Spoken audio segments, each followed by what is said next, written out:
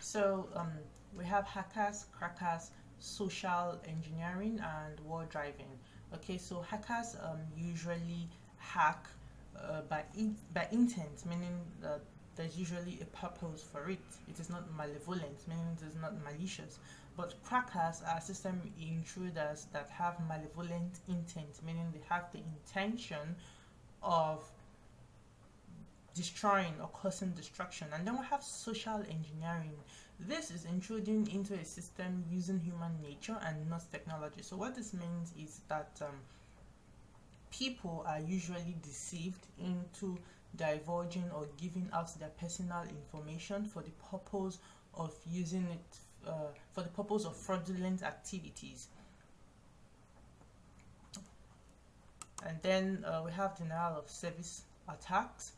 Okay, so the attacker does not intrude into the system in this type of attack, but rather blocks access by authorized users. Like I mentioned earlier, when you try to make use of a system or an application, and then you cannot have access to the service it provides, rather it will give you a denial of service attack message. And then we have web attacks, so where the attacker attempts to breach a web application. Examples of this type of attacks are SQL injection and cross-site scripting. So SQL is a database, a type of database application.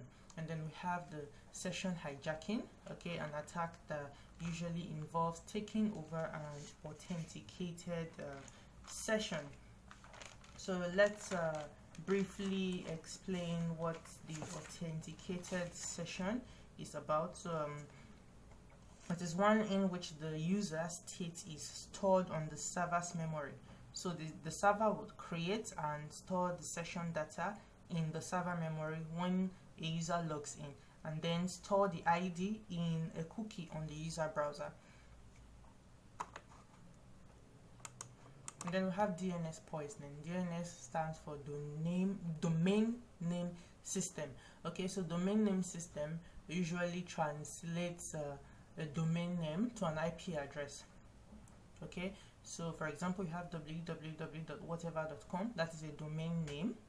Okay, and then that name www.whatever.com will be translated into an IP address that the computer understands. So now this domain name system poisoning involves altering the DNS records on a DNS server, which redirects the traffic of a client to malicious websites, usually for the purpose of stealing identity. Okay, like I mentioned earlier, malicious is anything with the intent to, any action with the intent of destroying.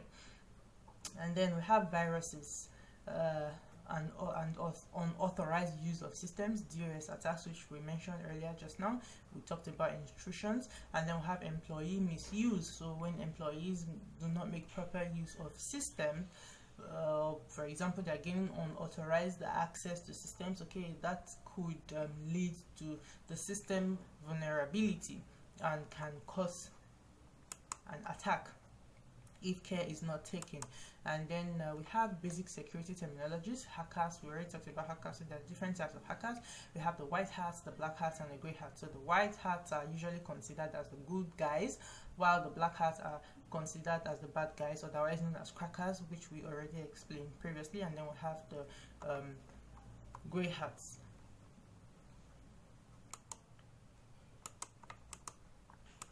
And then we have the firewall, the proxy server, and the intrusion detection system. So the firewall filters the network traffic, and the proxy server disguises the IP address of the internal host.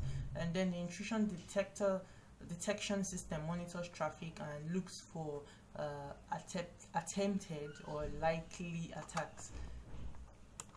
And then we have authentication, and we have auditing. We also have phreaking. Okay, so phreaking is when telecommunication systems are hacked into, especially to obtain free calls. And then authentication is a process that is used to ascertain if the credentials given by a user are authorized to access system resources. So for example, you want to log into a particular system, you have to be authenticated, okay, by providing either your username and password or your biometrics or whatever it is that is used for that particular system. So you can only be granted access to usage if you have been authenticated. Okay, so this authentication is that process of determining who should be authorized and who should not be authorized into a particular system. And then we have auditing, is when logs are reviewed, okay, reviewing logs, records, and also procedures to make sure that standards that have already been set are met. And then we have the network security paradigms. So how will you protect your network? Okay, so we have the CIA triangle. C stands for confidentiality, I stands for integrity, A stands for availability. So information, the security of information and data should possess these three models. Okay, so it is a model that is used to ensure the security of systems and policies in an organization. Okay, and then we have least privilege. So least privileges, these are this is when privileges are granted to either it could be a user, it could be a program, whatever, depending on the role they are assigned to. Okay, they are meant to get privileges based on the role they are assigned to. Okay, so the roles are limited. So for example, as a teacher, your role is to teach. Okay, as a nurse, you have certain roles you can do. You cannot perform the roles of a doctor. Okay, so these are what least privileges are about. And then we have perimeter security approach. Okay, so these are natural barriers that are built to either keep intruders out or to keep captives contained within the area the boundary surrounds. Okay, so it's either barriers are put in place to prevent intruders, or those that have already been the threats that have already been captured are contained in a particular area with the boundaries. Okay, and then we have the layered security, is also called layered defense. It involves using or combining different security controls at different levels to ensure the protection of resources and data. We have the proactive versus reactive. So proactive are the actions that are taken to prevent or eliminate problems from taking place. Okay, and then reactive is are the actions that are taken after the problem has already happened. And then we have the hybrid security method.